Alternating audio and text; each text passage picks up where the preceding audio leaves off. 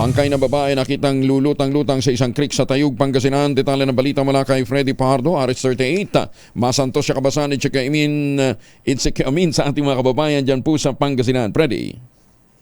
Masantos sa kabosan, Kuyang Angel. Dumulog sa impila ng Tayug Police Station ang isang John Mark Vargas 39 anyos residente ng Barangay Ligaspi, Tayug upang i-report ang palutang-lutang na bangkay sa creek sa kanilang lugar.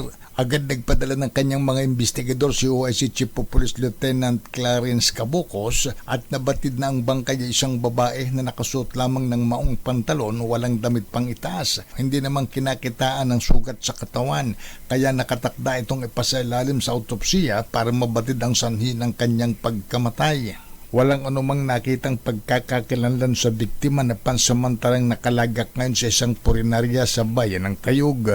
Nananawagan si Police Lieutenant Cabuco sa sino man na nawawala ng kapamilyang babae na may edad na 30 to 35 years old, katamtaman ng pangangatawan at may taas na humigit kumulang 5'2", na makipag-ugnayan lamang sa kanilang tanggapan upang kilalanin ang nasabing bangkay.